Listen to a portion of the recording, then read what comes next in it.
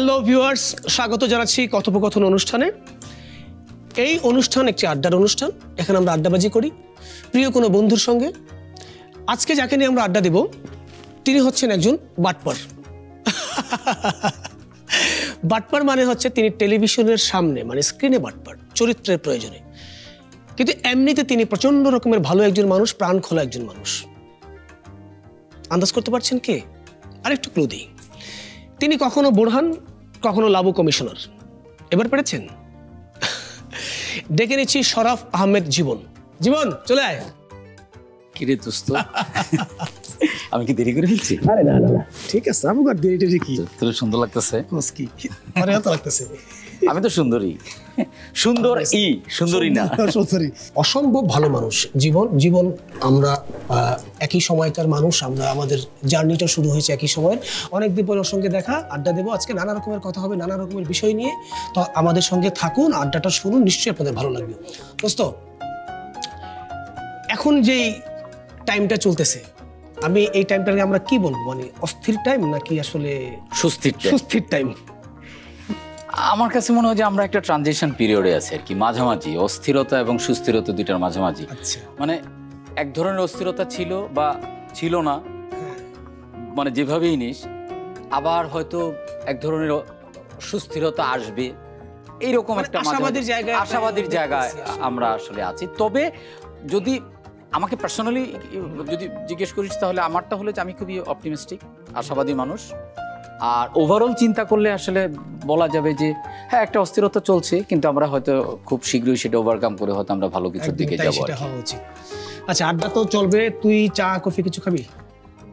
আমি এমনিতে হ্যাঁ, ব্যবস্থা থাকলে কফি একটু খাই, সকালেই খেয়ে ফেলি, তো ওটা খেয়ে ফেলছি। তো একটু চা, হ্যাঁ চা হতে পারে।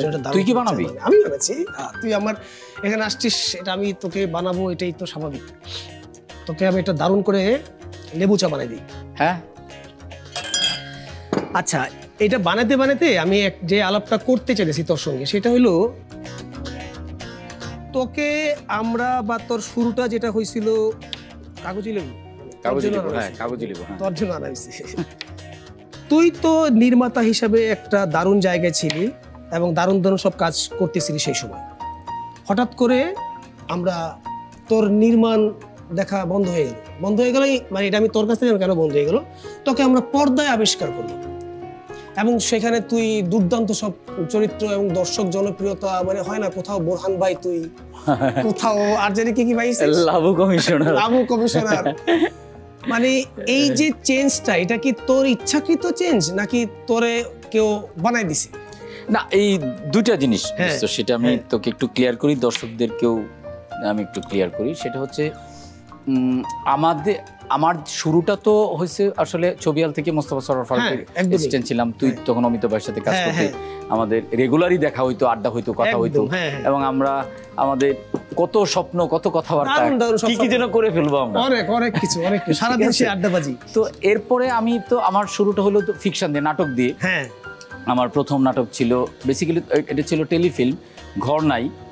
তো এরপরে একের পর এক আমি নাটক, টেলিফিল্ম বানানো শুরু করলাম। তো এরপরে আমি দেখলাম দোস্ত, যেটা ঝামেলাটা হয় আমাদের এখানে চ্যানেলের, যে ওই যে পরিমাণ কস্ট, প্রোডাকশন কস্ট, আর যে পরিমাণ আমি আলটিমেট মানে প্রোডাকশন সেল করে যে টাকাটা পাই, এটা দিয়ে আসলে সার্ভাইভ করা যায় না। আমি কিন্তু কোনো ফর্মাল কথা বলতেছি না, একদম না, আমরা কোনো ফর্মালের মধ্যে আজকে না, আমরা ইনফর্মাল কথা কব। মানে তো এরপরে আমার কাছে মনে হলো যে না, নাটক দিয়ে আর আমার আসলে চলবে না। আচ্ছা, আমি অন্য কিছু করা দরকার। এরপরে আমার বস মোস্তফা সরোয়ার ফারুকি, উনি বিজ্ঞাপন করে ততদিনে অনেক, এই চিনি একটু কম দিচ্ছে। আচ্ছা, তো কি এক চামচ লেবু? হ্যাঁ ঠিক আছে, ডায়াবেটিস বাদেছিস না? তো ওই নাম ডাক হয়েছে বিজ্ঞাপনে। তো আমি ভাবলাম তাহলে বিজ্ঞাপন তরঙ্গে যদি আমি ঢুকতে পারি, তাহলে অ্যাটলিস্ট সার্ভাইভটা করতে পারবো। এরপরে আমি চলে গেলাম হলো বিজ্ঞাপনে। তো এই যে বিজ্ঞাপন বানানো শুরু করলি, সে সময় আমিও বানাইতেছিলাম এবং এক্স্যাক্টলি আমরা প্যারালাল, আমরা একই ক্লায়েন্টের কাছে, তোর আমার অনেকবার পিচিং হয়েছে। হ্যাঁ, তো এই বিজ্ঞাপনের কারণে ওই নাটকের জায়গাটা যেটা হয় কি, যে আমাদের স্বপ্নটা ছিল আসলে ফিল্ম বানানো, গল্প বলা। তো এই দর্শক থেকে কিন্তু আমি একটু ডিটাচড হয়ে গেলাম। শুধুমাত্র আমাদের আশেপাশে তুই হচ্ছে এই নাটক বানানোটা বাদ দিয়ে একদম বাদ দেওয়া ওই একদম হ্যাঁ আমি 11 মাস চাকরি করলাম ওই ইন্ডাস্ট্রিতে ওই বিজ্ঞাপন ওইসব তানভীর ভাইয়ের মাধ্যমে একটু শিখা টিকার জন্য সানিয়াদ ভাই অনেক হেল্প করছেন। তো এরপরে আমি নিজে কাজ শুরু করে দিলাম। তো এই কাজটা এখন পর্যন্তই কিন্তু চলমান। এখন বিজ্ঞাপন কোনটা বানালি? প্রথম বিজ্ঞাপন বানাইলাম হচ্ছে, এটা শুনলে খুব অবাক হবে, যে ওই গ্রামীণ ফোনে। আচ্ছা, আল্লাহ, আমারও প্রথম বিজ্ঞাপন গ্রামীণ। এটা সরোজ ভাই ছিলেন তখন। সরোজ ভাই রাইট। সরোজ ভাই হঠাৎ করে আমাকে বলতেছেন যে এরকম একটা ছোট কাজ আছে, ওই গ্রামীণ ফোনে রি-রেজিস্ট্রেশন একটা করবে, সিপি টাইপের 3টা। আচ্ছা, 3টা বিজ্ঞাপনের বাজেট ছিল কত জানিস? কত? 3,30,000 টাকা। আল্লাহ! এবং আমার 2 লাখ টাকাও খরচ হয় না তো ওই সময়ে। এবং আমাকে উনি বলতেছেন যে আর কিছু টাকা বেশি দিতে পারলে ভালো হইতো, কারণ এটা একটু ডায়লগ ছিল, তো বললো যে একদিনই বানাই ফেলছিলাম। 3টা একদিনে ছোট একজন জিনিস। সরোজ ভাই নিজেও ছিলেন। তো উনি আমার খুব উনি করছেন, যেহেতু আমরা নাটকের মানুষ, গল্পটা বুঝি, এই কারণে আমাকে ডাকলেন। এবং অনেকদিন ধরে আমি বলছিলাম যে ভাই আমি আসলে নাটক ছেড়ে আসলে বিজ্ঞাপনে ঢুকতে হবে, সার্ভাইভ করতে পারছি না, নানান কিছু। এই যে শুরু হইলো, এরপরে আমি যখন ইন্ডাস্ট্রিতে চাকরি করতাম তখন সিটি সেলের আর একটা প্রজেক্ট পেয়ে গেলাম। আচ্ছা, ওটা ছিল 6টা বা 7টা টিভিসি। তোর মনে আছে কিনা, অমিতাভ ভাই একটাতে অ্যাক্টিং করছিল। হ্যাঁ, মনে আছে। এই আমার লাইফে মনে কর যে টান। এখন যেটা হইছে কি, যে বিজ্ঞাপন করার কারণে লোকজন তো আসলে অডিয়েন্সের সাথে তো কানেকশনটা হয়, আমরা মোটামুটি ডিটাচ, হ্যাঁ একটু ডিটাচ, মানে এজেন্সি এবং ক্লায়েন্টের সাথেই আসলে আমাদের কানেকশনটা হয়। তো এই জায়গা থেকেই কিন্তু আসলে অনেকেই ভাবে যে আমি মনে হয় যারা আগে আমি নাই, আসলে কিন্তু আমি নাই হয়ে যাই নাই। আমি আমার মতো করেই আসলে আমি আছি। স্ক্রিনে তোর হয়তো মনে আছে কিনা আমি জানি না, আমি কিন্তু ওই অনেক বিজ্ঞাপনের কিন্তু আমি ক্যারেক্টার করছিলি। হ্যাঁ, তো অ্যাজ এ মডেল ঠিক আছে, মডেল হিসেবে নিজেকে দাবি করি না, কারণ মডেলদের অনেক সুন্দর, অনেক সুঠাম দেহ, অনেক লম্বা চওড়া। এই ধারণাটা ভুল, মানে না মানে আমাদের কনসেপ্টটা তো এরকম ছিল, টিপিক্যালি কনসেপ্টটা তো এরকম। সো আমি এই জন্য মানে I am not claiming myself যে আমি মডেল, ঠিক আছে, ওইটা অ্যাক্টর হিসেবেই বা ক্যারেক্টার হোয়াটএভার, আমরা ক্যারেক্টার আর্টিস্ট। হ্যাঁ, ওকে। তো ওই জায়গা থেকে অমি আমাকে যখন প্রথম যে টার্নটা, সেটা হলো যে অমি আমাকে ওই ব্যাচেলর পয়েন্টে কাজের সুযোগ করে দিল। তো আমি আই ওয়াজ ভেরি কনফিউজড যে আমি আসলে অ্যাক্টিংটা পারবো কিনা। ওই সময় তো মানে ব্যাচেলর পয়েন্ট খুবই পপুলার। তো ওই জায়গা থেকে মানে বিতর্কও আছে, যারা পছন্দ করে না তাদের কাছে তো দুনিয়ার অনেক সুখাদ্য অখাদ্য লাগে। ঠিক আছে, তো না ঠিক আছে। তো এই যে ওই ব্যাচেলর পয়েন্ট দিয়ে শুরু, তারপরে ব্যাক টু ব্যাক ওর সাথে কাজ হচ্ছে। এরপরে ধর ধীরে ধীরে বাইরের লোকজনের সাথেও কাজ হওয়া।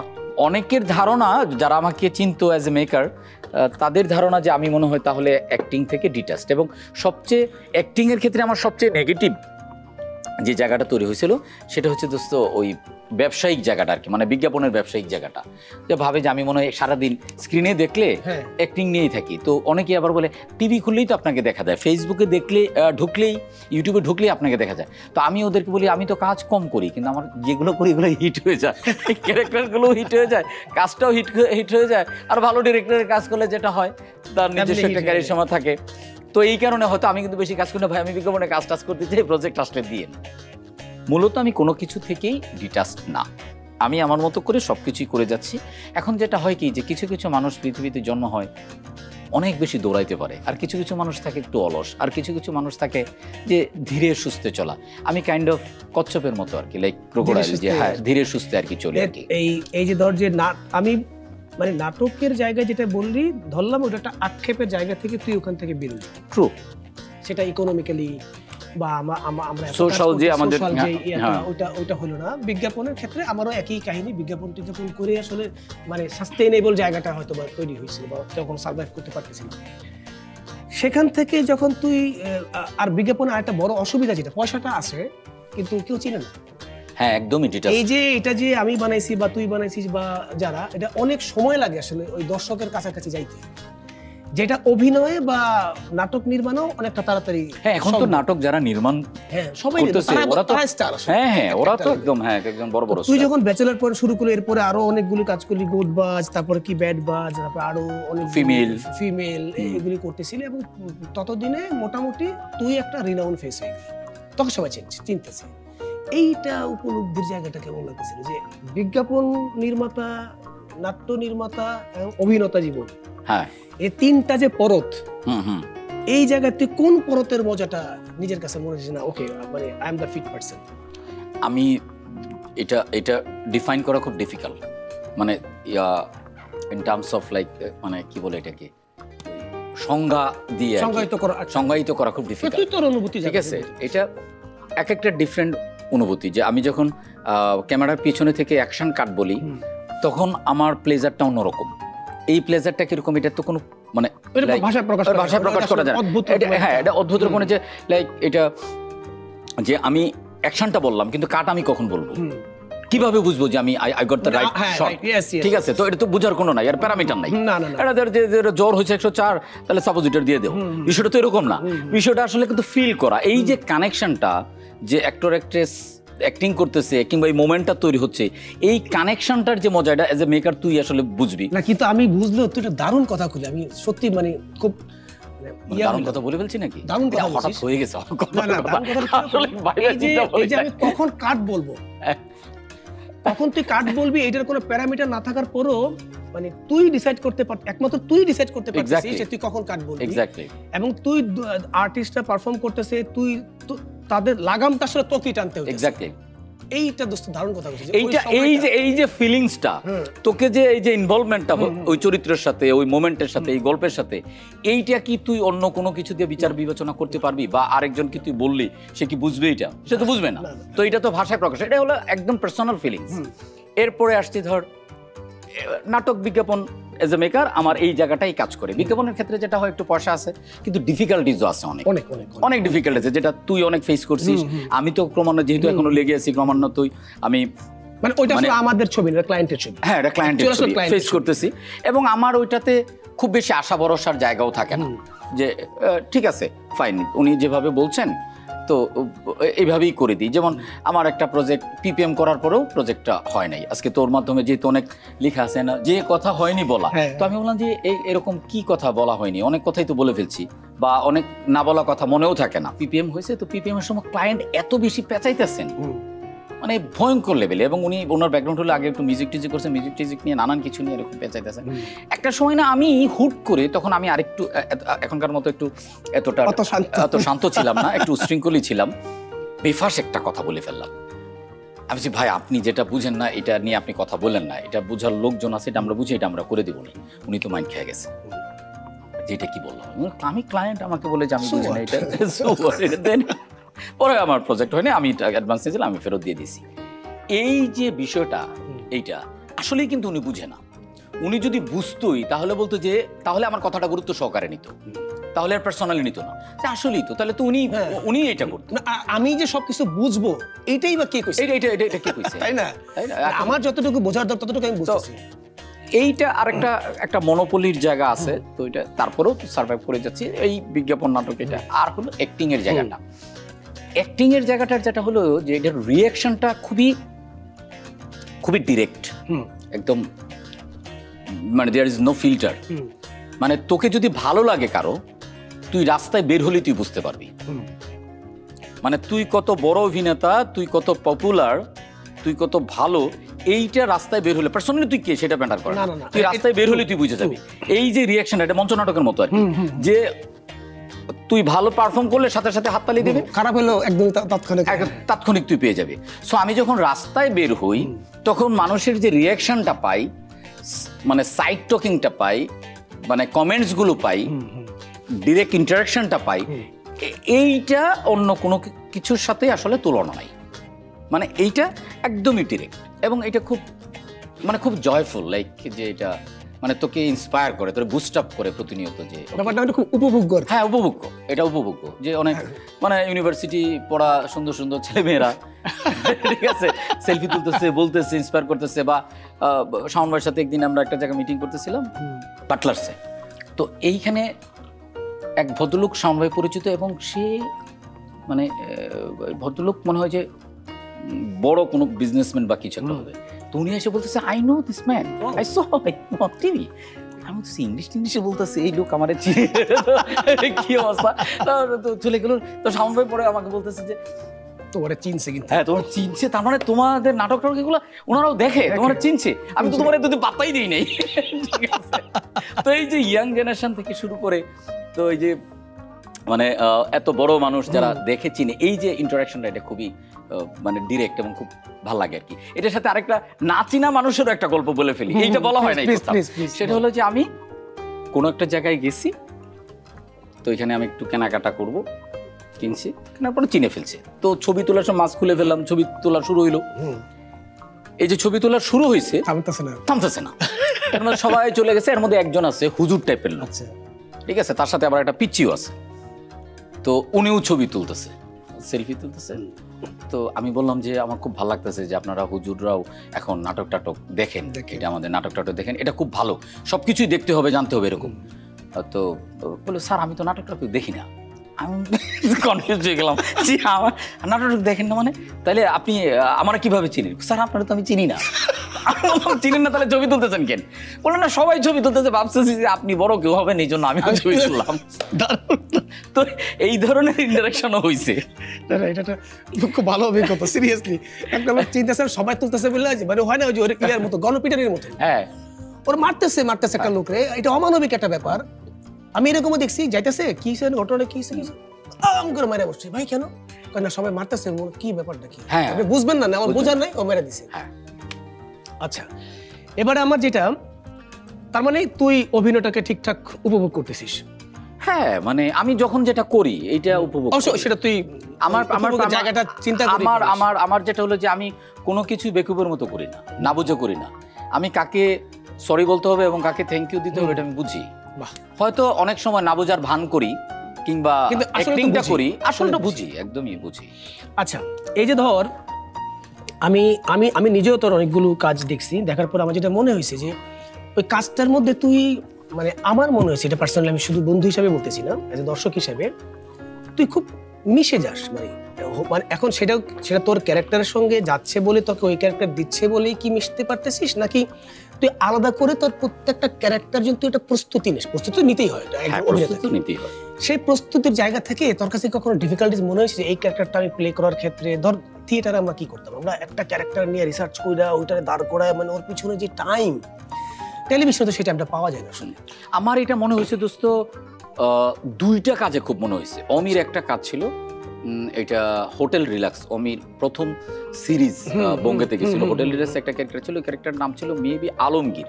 এটা হলো যে ওই ছেলেটা হচ্ছে যে কোনোদিন তার ফিজিক্যাল হয় নাই এখনো, তার চিন্তাভাবনা এরকম যে ক্যারেক্টারটার চিন্তাভাবনা এরকম যে বিয়ের করার পরে সে করবে, বাট তার তো এক ধরনের ফিজিক্যাল ওয়ান্টস থাকে, মানে প্ল্যাটোনিক জায়গা থেকে তুই যদি ধরিস, তখন সে কি করে যে ওই বিভিন্ন মেয়েদের কাছে যায়, তারপরে সে তার মতো করে ভিজুয়াল করে। তো এই যে ভিজুয়াল করাটা, এইটা তো মানে ডায়লগ থাকলে তুই বলে ফেলতে পারলি যে আমি ডায়লগ বলে ফেললাম, কিন্তু না বলে জিনিসটা কি করা, আবার ডিরেক্টর আমাকে একটা ব্রিফ করলো, ওই ব্রিফটাকে মাথায় নেওয়া, মানে সে তুই যদি পারফিউম মুভির কথা বলিস, তো ওই পারফিউমের প্রথম যে ডিরেক্টর ছিল, আমি এই মুহূর্তে নাম ভুলে গেছি, ওনার কাছে বলছিল যে এইটা পারফরমেন্স স্মেলের বিষয়, এটা কিভাবে হাউ টু মানে হ্যাঁ মানে স্ক্রিন, তো এইরকম একটা বিষয় ছিল। কিন্তু এটাই দেখ মানে পৃথিবী বিখ্যাত একটা মুভি হয়ে গেল এটা। তো এই চরিত্রটা করতে গিয়ে আমার এরকম মনে হচ্ছিল যে আমি কিভাবে ভিজুয়াল করবো, ফাইনালি আমি উতরাইছি। আরেকটা চরিত্র রিসেন্টলি একটা প্রোডাকশন যাচ্ছে চিয়ান নামে, এটা বঙ্গতে, এটা গতকালকেই বঙ্গতে এটা রিলিজ হয়েছে। তো এটা বঙ্গের নন প্রিমিয়াম কিছু কন্টেন্ট বানায়, 40-45 এরকম ডিউরেশনে। তো এই চরিত্রটা হচ্ছে একটু আমার জন্য খুব ডিফিকাল্ট ছিল, এবং এটা ডিরেক্টর প্রডিউসার তাদেরকে আমি বারবার রিকোয়েস্ট করছি যে ভাই এই চরিত্রটা আমি আমার নিজেকে ভিজুয়াল করতে পারি না। আছে না যে তুই যদি নিজেকে ভিজুয়াল করতে না পারিস তাহলে তুই কাজটা করবি, কিন্তু ফাইনালি সিচুয়েশনের কারণে হোক বা একটু অর্থকরী পাবো এটার জন্য হোক আমাকে করতে হয়েছে। কিন্তু এইটা আমি খুবই এক ধরনের আছে না যে ওভার কনফিডেন্ট নিয়ে আমি কাজটা করছি। আর যেটা মেইন যে জায়গাটা আমার, তুই পয়েন্টটা যেটা ধরছিস, এটা আসলে তুই ছাড়া অন্য কেউ হইলে এই প্রশ্নটা করতে পারতো না, এই জায়গাটা আসলে আসে না অনেকেই। সেটা হলো আমরা যখন বিজ্ঞাপন করি বা ক্যামেরার পিছনে কাজ করি, আমরা তো ক্যারেক্টার নিয়ে প্রচুর স্টাডি করি, অনেক, যে এই ক্যারেক্টারটার ব্যাকগ্রাউন্ড কি, এই ক্যারেক্টারটার স্ট্যাটাস কি, ওর ইকোনমিক্যাল স্ট্যাটাস কি, ওর এডুকেশনাল ব্যাকগ্রাউন্ডটা কি, ও কি খেতে পছন্দ করে, ওর হ্যাবিট কি, নানান কিছু আমরা চিন্তা করি। তো আমার কাছে যখন চরিত্র আসে তখন আমি ডিরেক্টরকে প্রশ্ন করি, কিছু কিছু ডিরেক্টর উত্তর দিতে পারেন, কিছু কিছু দিতে পারেন না। আমি নিজের মতো করে গল্প বুঝে বা ব্রিফটা নিয়ে করি। এই স্টাডিটা সামহাউ আমার চরিত্রে কিছুটা কাজে লাগে, কারণ মেনলি তো ডিরেক্টরই কাজটা করেন, কিন্তু এই এডিশনাল জিনিসটা কাজ করে না। কারণ আমি এমন অনেক স্টার সুপারস্টারদের নিয়ে আমি কাজ করছি, মিনিমাম লেভেলের প্রিপারেশন নিয়ে আসে নাই। আবার অনেকেই আছে, হ্যাঁ আবার অনেকেই আছে যে খুব সাধারণ চরিত্র করতেছে, সাধারণ মানের আর্টিস্ট, কিন্তু খুব স্টাডি করে, হ্যাঁ খুব স্টাডি করে আসছে, চিন্তা ভাবনা, মানে কথা বললেই বোঝা যায় মানে তুই কতটুক জানিস বা জানিস না। এইটা তোর কর্মকাণ্ডে না বোঝা গেলেও তোর সাথে কথা বললে কিন্তু বোঝা যাবে না যে আমি সো আমার ওই জায়গাটা যেটা হলো কি যে আমি চরিত্র নিয়ে একটু চিন্তা করি। মানে রিসেন্টলি আমার দুইটা কাজ, একটা কাজ যাচ্ছে, এটা নাম হলো ফাউল জামাই। এইটা one of the lead character আমার। তো আমাকে ছেলেটা যখন প্রপোজ করলো আমি তখন এটা করতে চাইনি। নাটকের প্রপোজ করছো, অন্য কিছু না? না না না, হ্যাঁ ক্যারেক্টারের জন্য, অন্য কিছু না। তা আমি এগুলো করতে চাইনি মানে কি আমার কাছে মনে হয়েছিল যে এত বড় ক্যারেক্টার, এত লম্বা জার্নি আমি মনে হয় করতে পারবো না। কিন্তু ছেলে আমাকে, ডিরেক্টর আমাকে আশ্বাস দিল যে ভাই আপনি করেন, আপনি পারবেন। তো আমি একটা ফ্লোতে গিয়ে ফাইনালি করলাম। আরেকটা চরিত্র আমি করতেছি, এটা আমার নিজের প্রোডাকশন হাউস থেকে। এটা আমার যে দীর্ঘদিনের যে আমার সহযোগী সহকারী নাহিদ হাসনাত, তো ও ওইটা ডিরেক্টর এবং স্ক্রিপ্ট, অসাধারণ স্ক্রিপ্ট। ওটার মধ্যেও যে চরিত্রটা ওয়ান অফ দ্য লিড চরিত্র, ঠিক আছে। এইটা করতে গিয়েও আমার কাছে মনে হচ্ছে এটা একটা কবি ক্যারেক্টার, কবি ওমর খৈয়ামের চরিত্র আর কি। তো এইটা করতে গিয়েও আমাকে আমি এক ধরনের ডিফিকাল্টিস ফেস করছি যে আমি কি জার্নিটাকে, এত লম্বা জার্নিতে আমি যেতে পারবো কিনা। এবং আমি তোকে আরেকটা বলি যে আমি একটা ওয়েব সিরিজ এবং একটা ওয়েব ফিল্ম দুইটাতে আমার লিড ক্যারেক্টার ছিল, আমি এটা ছেড়ে দিয়েছিলাম। আমি বলছি যে ভাই আমি এটার লোড নিতে পারবো না, যে এই ধরনের এই সীমাবদ্ধতা বা সততা যাই বলি, এটা কিন্তু এক ধরনের ট্রমাটাইজেশন। তুই যখন একটা ক্যারেক্টারকে কনসিভ করবি, কনসিভ করার পর যখন তুই ওর সঙ্গে বসবাস করবি এবং ফাইনালি তাকে যখন ডেলিভার করবি, ওইখান থেকে বের হয়ে আবার আরেকটা ক্যারেক্টার, এই যে জার্নিটা, এটা আসলে একটা পার্শ্বমানিক বুঝে যে এই জার্নিটা কতটা কঠিন। এই যে তুই, আমি কেন বললাম, তুই খুব সরলভাবে জিনিসটা উপস্থাপন করলে ভালো লাগলো। এটা এই যে আমার সীমাবদ্ধতা সম্পর্কে আমি আসলে জানি, যে কোন ক্যারেক্টারটা আমি এই প্লেটা করতে পারবো, আবার কোনটা আমি বুঝতেছি না, আমি ভিজুয়ালাইজেশন করতে পারতেছি না যে এই ক্যারেক্টারটা কি দাঁড়াবো, কিন্তু আমি আলটিমেটলি ওইটাকে নিয়ে স্টাডি করে একটা ফিগার আউট করে ফেলতে পারলাম। এই জন্যে না, এই কারণেই আমি সেটাই জানার চেষ্টা করলাম, তুই সেটা বললি যে এই কারণেই চরিত্রগুলো আসলে চরিত্র হয়ে উঠছে। এবং দর্শক কিন্তু দর্শককে ফাঁকি দেওয়া কিন্তু খুব ইজি না, না না খুবই কঠিন, কিন্তু বুঝে ফেলে একদমই একদমই। এবং বোঝার জায়গাটা এই যে আজকে তুই রাস্তায় বেরোলে ওরা বলতেছে যে হ্যাঁ ওই যে উনি, তার মানে ওই ক্যারেক্টারটাকে তুই ওই জায়গায় নিয়ে যেতে পারছিস বলে এটা বলে। এই ধরনের কাজ, সেটা বিজ্ঞাপনের ক্ষেত্রে হোক, নাটকের ক্ষেত্রে হোক, বা সিরিয়ালের ক্ষেত্রে হোক, বা আমাদের ওটিটি প্ল্যাটফর্ম সেই জায়গার ক্ষেত্রে হোক, চরিত্রের ক্ষেত্রে তুই পারফর্ম করে কোনো রকমের ডিফিকাল্টিজের মধ্যে কি করছিস? গণমানুষ বা ধর সারাউন্ড এরিয়ার যারা আছে, যে আপনি মানে বিতর্কিত হইছিস জেনে বুঝে বা না জেনে বুঝে? হ্যাঁ, বিতর্ক তো মানে একটা বিতর্কের বিষয় তো এটা সবাই জানে, তুইও জানিস।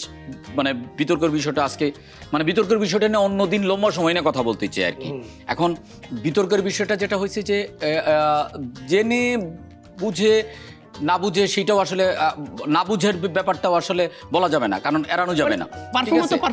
হ্যাঁ, তো এই জায়গাগুলো আসলে আমাদের বোধেরও কিছু ঝামেলা আছে দুই পক্ষেরই, ঠিক আছে, যে আমি কোনটা কিভাবে নিব, কোনটা কনসিডার করব বা করব না। তো এরকম তো আছেই। যেমন আমি যদি একটা রিসেন্টলি ঘটনা বলি, আজকে সকালেই নিউজটা পড়তেছিলাম, এই পরিমণির ঘটনাটা। আচ্ছা, পরিমণি টাঙ্গাইলে একটা শোরুম উদ্বোধন করতে যাবে, ওইখানে হেফাজত ইসলাম আর আল্লামা শায়েক কি যেন ওনার ওই সংগঠনে, ওনারা নাকি এটাকে বন্ধ করে দিচ্ছেন, মানে শোরুম উদ্বোধন যাবে বন্ধ করে দিচ্ছেন। মানে কথাগুলো বলছি এই কারণে, প্রসঙ্গটা আনলাম এই কারণে যে আমাদের বোধের জায়গাও বা আমাদের পরিস্থিতির জায়গাটাও এরকম। মানে কেন বন্ধ করে দিচ্ছেন, মানে কারণটা কি আমাদের? কারণটা তো জানতে হবে। উনি তো চলচ্চিত্রের একজন শিল্পী, উনি শিল্পী হিসেবে গেছেন, এটার পিছনে কমার্শিয়াল একটা ব্যাপার আছে, বিজনেসের একটা ব্যাপার আছে। এবং যে শিল্পী কাজ করার অনুমতি আছে এই দেশে, কথা বলার অনুমতি আছে, ওনার ব্যবসা করার, যিনি নিচ্ছেন ব্যবসা করার অনুমতি আছে, উনি ব্যবসা করছেন, দুটোই তো রাইটস আছে। কিন্তু একটা গ্রুপ উনি বলছেন যেটা এখানে আসা যাবে না, করা যাবে না। উনি এটা প্রশ্নটা কি কারণ?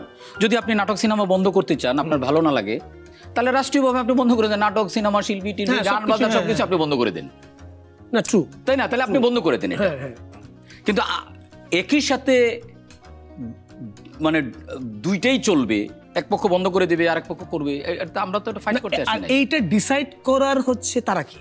হ্যাঁ মানে আমি আমি একজন শিল্পী, তার মানে এটা আমার পেশা। হ্যাঁ, তো আমি আমার পেশাটা তো করতেছি, আমি আমার পেশার কাজ করতেছি। এখন তাহলে আপনার পছন্দ না হলে আপনি আমাকে অ্যাভয়েড করেন, আমাকে রাইট আমাকে অ্যাভয়েড করেন। কিন্তু এটা আপনার যদি পরিমণিকে ভালো না লাগে তাহলে আপনি ওই প্রোগ্রামে পরিমণিকে দেখতে যাবেন না, আপনাকে তো কেউ জোর করে নাই।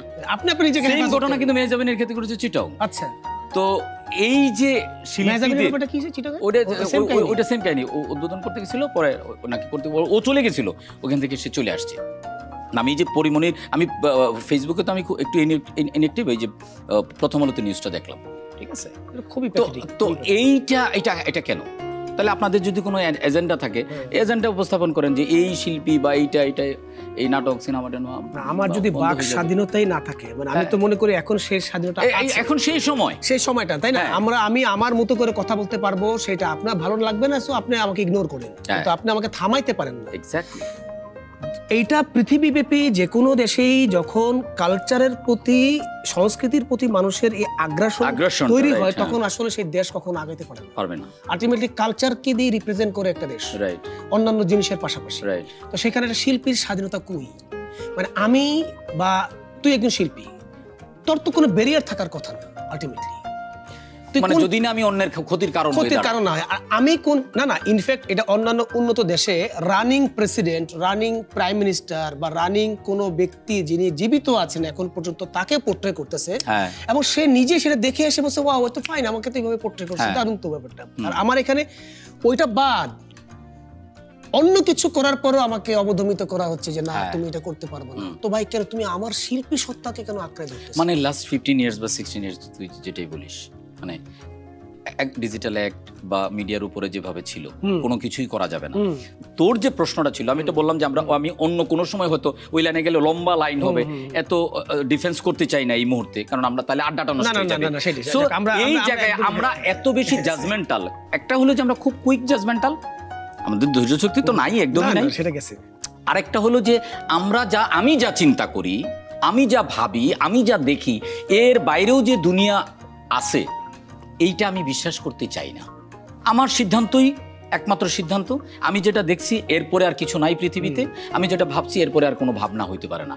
এইটাই যদি চলমান হয়, তাহলে আমি শিল্পী হিসাবে আমরা বকবক করবো, কথা বলবো, আলটিমেটলি যে সামগ্রিকভাবে যে প্রোগ্রেসটা, এইটা আসলে কতটুকু কি হয় আমি জানি না। আমি এই জায়গাটা আমি একটু কনফিউজড। তুই তো একটা সিনেমা বানাইছিস। হ্যাঁ, ওইটা তো আসলে আমার প্ল্যান ছিল যে লাস্ট ঈদে দিব, মানে কোরবানির ঈদে। তারপরে ডিসিশন চেঞ্জ হলো যে লাস্ট মানে কোরবানির ঈদের পর যে এরকম একটা সময়, তারপরে তো গণ আন্দোলন শুরু হয়ে গেল, পরে তো আর এটা হয় নাই, না হয়ে আগে হিসাবে ভালোই হয়েছে।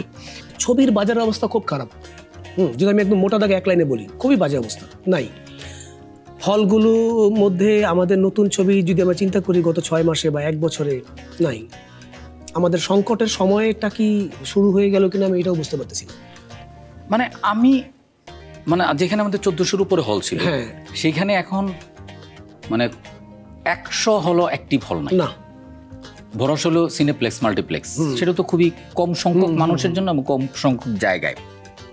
এবং মজার বিষয় হলো আজকে থেকে মানে আমাদের তো আশাটা, এখন তুই ধরে এই প্রোগ্রাম হোস্ট করতেছিস, এই প্রোগ্রাম প্রডিউসিং করতেছিস, আমি ধর নানান কিছু করতেছি, আলটিমেটলি আমাদের আসার উদ্দেশ্যটা ছিল তো আমরা সিনেমা বানাবো। একদমই। মানে আমাদের শুরুটা কি হয়েছিল, আমরা হিচককের ছবি দেখতাম, আমরা তারকাবস্কির ছবি দেখতাম, আমরা ইরানিয়ান ফিল্ম দেখতাম, আমরা ইটালিয়ান ফিল্ম দেখতাম, তো আমরা এইগুলো দেখে তো আমাদের টার্গেটটা ছিল এরকম যে এক ধরনের ড্রিম বলা চলে, যে আমরা আসলে সিনেমা বানাবো, মানে সিনেমা বানাবো বলে এই জার্নিটা।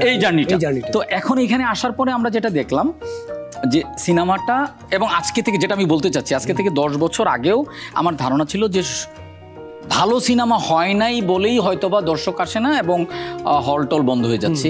এখন দেখলাম যে আমি সিনেমা বানানোর পরে দেখলাম, আমি বলবো না যে আমার সিনেমা অসাধারণ, আমি সিনেমা এটাও বলবো না যে মানে খারাপ হয়েছে, এটাও না, আমি তো আমার গল্পই বলার চেষ্টা করছি যে এইটার সাথে শুধু ভালো সিনেমার সাথে সম্পর্ক না, এইটা তো একটা ইন্ডাস্ট্রি।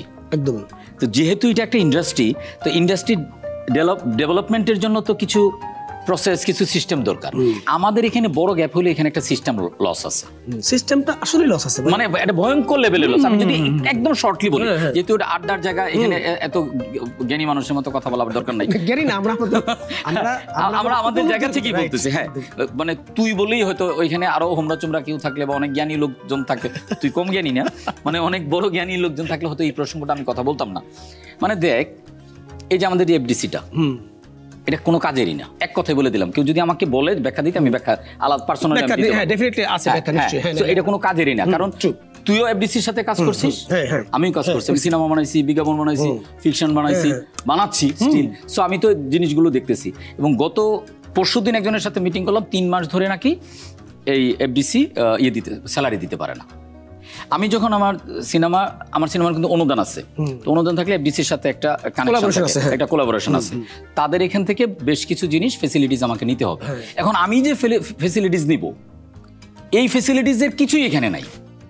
তারপরে ওইখানকার যে ডিজি ছিলেন ভদ্রমহিলা, ওনার সাথে আমি দেখা করলাম। আমি বললাম, তো আপনাদের কোনো ফ্যাসিলিটিস নেই? বলে, তাহলে শুটিং করেন, ক্যামেরা নিয়ে নিতে। আমি তো কোনো কিছুই তো আপনাদের নাই, তা আমি পারবো না। এরপরে তাদেরকে আমার একটা সার্টেন অ্যামাউন্ট টাকা দিতে হলো। এবং তখনও আমি শুনছি এটা যে স্যালারি দিতে পারে না, আমরা কোনো সহযোগিতা করতে চাই না। আমরা সহযোগিতা করবো কেন? এটা মানে আপনারা না আমাদেরকে সহযোগিতা করবেন, এটা তো রাষ্ট্রায়ত্ত একটা সংস্থা, আমরা কেন করব? এইটা হচ্ছে একটা পার্ট। অন্য পার্ট হলো যে হল মালিকগুলা, হলের যে জায়গাগুলো 1400 হল কেন বন্ধ হয়ে গেল? এইটা কি শুধুমাত্র যে আমরা কালচারালি আমরা ডেভেলপড হচ্ছি না, আমাদের ধর্মভীরুতা বা ধর্মান্ধতা এইসবই কারণ? নো, এটার পিছনে একটা বড় সিন্ডিকেট আছে, একটা সিন্ডিকেট আছে, ব্যবসার একটা সিন্ডিকেট আছে। সো মানে তুই যদি কেরালা একটা মিনিস্ট্রি আছে ফিল্মের জন্য, তো ওইটাই তো ডেভেলপ করবি, আমার এখানে কেন ডেভেলপ করবি? কারণ আমাদের এটা পুরো সিনেমা, নাটক টাটক যা আছে সবকিছু করে তথ্য মন্ত্রণালয়ের আন্ডারে, ওনার আন্ডারে কতগুলো জিনিস থাকে। এইটাকে যখন রাষ্ট্র এইটাকে যখন একটা ইন্ডাস্ট্রি হিসাবে এইটাকে স্বীকারই করবে না, তখন তো এফডিসি 3 মাসের স্যালারি থাকবেই না। 1400 হল থেকে এখানে 100 হলের নিচেই নামবে। আর সেই দেশে আমার মতো ফিল্ম মেকার সিনেমা বানানোর পরে সে কবে রিলিজ দেবে, তার টাকাটা রিটার্ন করবে কিনা, সেই সংখ্যায় আমার তো থাকতেই হবে। আমি কি আমার আরেকটা প্রশ্ন আমার লাগে মনে, সেটা হচ্ছে এই যে তথ্য মন্ত্রণালয় বা এই যে সংস্কৃতি মন্ত্রণালয়, এরা কি, সিনেমাটা তো একটা দেশের সবচেয়ে প্রধানতম মানে একদম আলটিমেট বলতে পারি, যে কালচারের একটা আলটিমেট জায়গা, এইটা দিয়ে আমার সুযোগ হয় বিভিন্ন জায়গায় নিজেকে, নিজের দেশকে রিপ্রেজেন্ট করা, আমার কালচারকে রিপ্রেজেন্ট করা, তাই না? তো ওই জায়গায় যদি এটা হয়, তাহলে আর কি থাকে? তাহলে টেলিভিশন, নাটক, ওই থিয়েটার, আর মাঝে মধ্যে সভা, সেমিনার, ওয়ার্কশপ, এইগুলোর জন্য এত বড় 2টা মন্ত্রণালয়, এত দায়িত্ব, শত শত লোকজন, কিন্তু আলটিমেটলি সিনেমার চর্চাটাই ঠিক মতো হইতেছে না। হল বন্ধ হয়ে নাইমে আসতেছে 100-তে। আমাদের ফিল্ম মেকাররা ভাত খাইতে পারতেছে না, ঘর ভাড়া দিতে পারতেছে না। এবং দিন শেষে আমি লাস্ট পরশু দিনের আগের দিন আমাদের এক বড় ভাই, উনি আমাদের কালচারালি যুক্ত, আসগর ভাই, তুই পেপিরাসে ছিল। হ্যাঁ, আসগর ভাই, হ্যাঁ মারা গেছে। হ্যাঁ, মারা গেছে, আমি শুনছি, আমি খুব একলা ঘরের মধ্যে মারা গেছে, এবং 3 দিন পরে খবর পাওয়া গেছে উনি মারা গেছে। এটা ওনার ফ্রাস্ট্রেশন। এর আগে আমাদের আরো, আমরা যদি মানে লিস্ট চিন্তা করছি, অনেকের নামই আসবে। হ্যাঁ হ্যাঁ, আমাদের তানভীর ভাই একদম। তো এইগুলো কি মানে আমি যদি, তাহলে কি আমার অপরাধ যে আমি আসলে কালচারালি মানে অ্যাক্টিভ বলে, বা আমি কালচারটা চর্চা করতে চাই বলে কি আমার এটা অপরাধ? নাকি আমি আসলে আমি কি করবো আসলে জানি না, মানে আমার কোন নিরাপত্তা না। মানে এখন বিষয়টা হচ্ছে যে আমি তো এইটাই করতে চাই, বা এইটাই আমি যতটুকু পারি এইটাই পারি, তো এইটার জন্য তো শুধু ব্যক্তি মানুষ দায়ী না। না না, এটা সমষ্টিগত ব্যাপার, এটা সমষ্টিগত। আমি একা, তুই একা জীবন কিছু বানাতে পারবি না, আমি পারবো না, বা অন্য যারা আমাদের আছে সিনিয়ররা পারবে না। এই যে তুই বললি সিনেমার ব্যাপারটা, তো আমার কাছে মনে হয় যে এইটা সিনেমা আমাদের এখানে বানানোটা হয় অপরাধ, অথবা এটা একটা বিলাসিতা। হ্যাঁ, তাই তো মনে হচ্ছে। সিনেমা বানিয়ে অনেক টাকা আছে, একটা সিনেমা বানাইলাম, একটা ফিল্ম মেকার তকমা থাকলো, অথবা হলো যে ভাই আমি I did a mistake, it's a crime, আমি একটা সিনেমা বানাইছি বা সিনেমা বানাইতে মাফ করে দেন, ক্ষমা, ঠিক আছে, ওই জায়গাটায় আসলে চলে যাওয়া। এখন এইটা মানে নানাভাবে এখন তো শুনতেছি যে নতুন বাংলাদেশে যে নানা দিকে নানাভাবে চেষ্টা করা হচ্ছে, এখন দেখা যাক। হ্যাঁ, আমি তো বললামই, শুরুতেই বললাম যে আশাবাদী মানুষ, সো যদি হয় তাহলে তো ভালোই। তো সংস্কার শুধুমাত্র তো কোটা সংস্কার করলে হবে না, মানে অল ওভার সংস্কার করতে হবে, এবং আমাদের মানসিকতারও সংস্কার করতে হবে, হ্যাঁ, যে আমরা আসলে কি চাই এবং কি চাই না। আমরা কি ওই রকম একটা রাষ্ট্র চাই যেখানে কোনো শিল্পী স্বাধীনভাবে তার শিল্প চর্চা করতে পারবে, কিংবা কিংবা তাকে বাধা দেওয়া হবে। না, শিল্পী উন্মুক্ত থাকাটাই সবচাইতে মানে অন্যান্য জায়গায় মানে শিল্পী তো উন্মুক্তই থাকবে, এটাই তো এটা। মানে তোকে যদি আমি একটা উদাহরণ দিয়ে বলি যে অনেক আগে একটা নিউজ দেখছিলাম তো, যে এক পুলিশ কর্মকর্তাকে রিওয়ার্ড দেওয়া হয়েছে, তো পুরস্কার দেওয়া হয়েছে বিকজ উনি ঘুষ খায় নাই এই জন্য। আরে ঘুষ খাবেন না, এটাই তো স্বাভাবিক, এটাই তো স্বাভাবিক, এটার জন্য তো রিওয়ার্ড। মানে এখন আমাদের সেন্টিমেন্ট ওই জায়গায় চলে গেছে আর কি, যে মানে একটা সত্যি কথা বললাম এইটার জন্য খুব হাততালি দিচ্ছি যে উনি সত্যি কথা বলছে, কিন্তু সত্যিটাই তো বলার আমার কথা। তো যাই হোক, কি বলবো, অন্য প্রসঙ্গে আমরা কথা বলি বরং। সেটাই, কাজকর্ম তো হচ্ছে এখন তাহলে অ্যাক্টিংটা নিয়ে, মানে আমি তোরে কি আমরা আবার ইয়াতে পাবো না, মানে নির্মাণের ক্ষেত্রে? না, আমার তো এই তো ওই যে আগামী মাসেই আমার বিজ্ঞাপনের কাজ আছে একটা, ঠিক আছে, বিজ্ঞাপন বানাচ্ছি ভাই, ফিকশন তো ওই যে ওটিটির কাজ করতেছি তো এগুলা তো ওটিটির কাজে তো তুই জানিসই যে সব কথা বলা যায় না, এগুলো আর কি বলছি না আর কি, কাজ আসলে এটা। তবে আমি এই বছরটা আমার একটা ট্রানজিশন পিরিয়ড, আমি কোনো কিছু প্ল্যান করে করি না, কিন্তু এই বছরটাকে আমি একটু নিজেকে একটু সময় দিব আর কি, একটু গুছানোর টাইম দিব আর কি, যে আমি কোভিড সিনেমা, এই সিনেমা বানানোর যে পিরিয়ডটা, সিনেমা সিনেমা বানানোর যে 2 বছর যে আমার টাইমটা, আর কোভিডের 2 বছর টাইমটা, এইটা I have learn so many things from that situation. কারণ এইটা যদি না ঘটতো আমার লাইফে, তাহলে আমি আগে যেরকম আচরণ করতাম, যেরকমভাবে চিন্তা করতাম, যেভাবে চলতাম, এইভাবেই হয়তো চলতে থাকতাম। কিন্তু আমার কাছে মনে হয়েছে না, I have to change my self, I am doing. এইটাও একটা বড় সেলফ রিয়েলাইজেশন আসছে আমার ভিতরে। এটা ঠিক। ব্যক্তি জীবন বাচ্চাদের কাছে, পরিবারের কাছে কেমন? আমি বাচ্চাদের কাছে আমি খুব ফানি, মানে লাইক এটা, মানে ওরা একদমই ভয়টাই পায় না এরকম আর মানে আমাকে দেখলে, মানে আমি থাকলে ওদের টিভি দেখা লাগে না, মোবাইল দেখা লাগে না, গেমস খেলা লাগে না। সো আমার তো, যেহেতু আমি আর্লি ম্যারিড, তুই তো জানিসই, তো আমার মেয়ে 13, ছেলে 9 থেকে 10, মানে 10 বছর হয়ে গেছে। ছেলেটা পড়ে 4-এ নাকি 3 নাকি 4, না ওদের ইংলিশ মিডিয়াম তো, এটা একটা গন্ডগোল আছে, না একটা গন্ডগোল আছে, 4-এ মনে হয়, ঠিক 4-এ, হ্যাঁ। আর মেয়েটা 8-এ উঠছে বিকারনেসে। তো ওরা আমাকে বলে ওফ ব্রো, হ্যাঁ, তো ওরা হলো ব্রো, তো ওরা হলো ব্রো কালচারে আছে। তো আমি মানে সংসারটা আমার কাছে সবসময় এরকম, এটা তোকে বন্ধু হিসেবে বলতেই পারি এটা, যে আবার মাঝে মাঝে সন্ন্যাসী জীবনও আমার খুব পছন্দ, ভালো লাগতো বা ভালো লাগে, আবার সংসার জীবনও ভালো লাগে। বাট বাচ্চাদের ক্ষেত্রে যেটা হয় যে এইটা একটা অদ্ভুত জায়গা, মানে আমার কেমিস্ট্রিটা অন্যরকম আর কি। যে আমার ছেলের একটা ঘটনা বলি, যেটা ওই দিন কথা প্রসঙ্গে আমি হইচইয়ের সাকিব ভাইকে বলতেছিলাম আর কি। হ্যাঁ, তো আমার ছেলে ফিল্মের এতই করে, সে একটা হরর ফিল্ম বানাচ্ছে ওই যে মোবাইল দিয়ে বাচ্চাদের সাথে। তো ওটা তার ক্যারেক্টার চেঞ্জ করবে, আবার নতুন করে সে কি করতেছে, কারণ ওর পারফরমেন্স ভালো না। তো যাই হোক, এই স্কুইড গেম সিজন 2 দেখে তার যেটা মনে হচ্ছে যে বাবা, এই সিজনের প্লট টুইস্টগুলো, মানে প্লেসমেন্টগুলো ভালো হয় নাই, মানে অনেক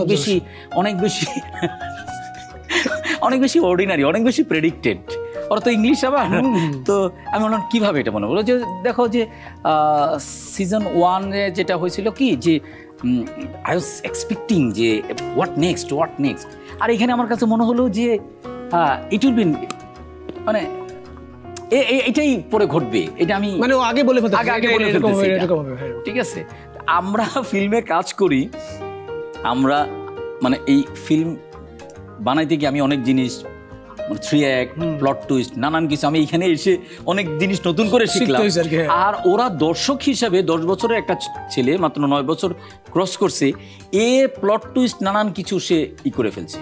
এবং আরও মজার কথা আমি বলি যে আমি তো ওরা নিয়ে বিভিন্ন জায়গায় ঘুরি, মানে ওর সাথে আমার ইন্টারাকশন করতে খুব ভালো লাগে। মানে এই জেনারেশন তো বলে না বাচ্চাদের ব্যাপারটা, আমি বাচ্চাদের একটু আমি এটা বাবা হিসেবে অনেক প্রশংসা করাটা ঠিক হবে না। তখন সোহাগ ভাই প্যানেল একবার গেলাম, একটা মিউজিক ভিডিও সে দেখি। আচ্ছা, মিউজিক ভিডিও দেখে এন্ডিংটা পরে ওরা তো অনেক কথা বলতেছে, ওখানে ক্লায়েন্ট ছিল, আমরাও দেখলাম। আমার ছেলে বের হয়ে বলতেছে যে এটা এন্ডিংটা ভালো হয় নাই। আমি বললাম ভালো হয় নাই মানে হঠাৎ করে ও যে দেখছি এটাই আমি খেয়াল করি নাই, ভালো হয় না মানে ও যেভাবে সাসপেন্সটা ক্রিয়েট করলো এরপরে এন্ডিংটা হয়েছে, এটা ক্লাইম্যাক্সটা জমে নাই। ও রে আমি বুঝলাম। এবং ওকে আমি কয়েকদিন আগে সেলুনে আমি জিজ্ঞেস করতেছিলাম যে তুমি তো দেখতে শুনতে ভালোই, তো তুমি কি নায়ক হবা নাকি ডিরেক্টর হবা? তো নায়ক হবে মানে হবে না, ডিরেক্টর দেখি। তো এই যে জায়গাটা, এইটা আমার জন্য, আমার কাছে মনে হয় যে আমার একটা রিল্যাক্সের জায়গা আর কি বাচ্চাদের সাথে। এবং আমার মনে হয় যে যে বাচ্চারা বড় হয়ে যাচ্ছে, আমি বুড়া হয়ে যাচ্ছি বা বুড়া হয়ে যাবো, পথে যাচ্ছি আমরা। সো যতটুকু পারি নিজেকে মেনটেন করার চেষ্টা করি, কিন্তু তারপরেও সময়, বয়স, প্রকৃতি, এটা তো অস্বীকার করার কিছু নাই। তো দিস ইজ দ্য প্লেস আসলে ultimately you have to go there. না, এটা খুব ভালো হচ্ছে। মানে আমারও যেটা ভালো লাগে, আমি যতদিন ধরে তোকে চিনি আসলে তুই প্রত্যেকটা সেক্টরই না খুব মানে আমোদ নিয়ে কাজ করিস। সেটা তোর সংসার জীবন এবং তোর কর্মস্থল, তোর অ্যাক্টিং, সেই জায়গাটায় ওই প্রাণটা না আছে, প্রাণটা নিয়ে থাক। হ্যাঁ মানে এইটাই আমি মানে তোর সাথে আমি এড করি, হয়তো দায়িত্বের জায়গা থেকে সব জায়গায় তো সবকিছু আসলে মানে ফুলফিললি আসলে পালন করা আসলে তো সম্ভব না। আমাদের তো প্রচুর মানুষ হিসাবে তো প্রচুর লিমিটেশন থাকে, তারপরেও বেঁচে আছি, এটাই সুখ। আজকে আমাদের আড্ডাবাজির ঘন্টা বেজে গেছে, এখানে শেষ করতে হচ্ছে। আমরা আবার ফিরে আসবো নতুন কোনো পর্বে, নতুন কোনো বন্ধুকে নিয়ে। ততক্ষণ পর্যন্ত আপনারা ভালো থাকুন, সুস্থ থাকুন, সুন্দর থাকুন এবং যত্ন থাকুন। দোস্ত অনেক অনেক থ্যাংক ইউ দোস্ত, ভালো থাকিস। হ্যাঁ।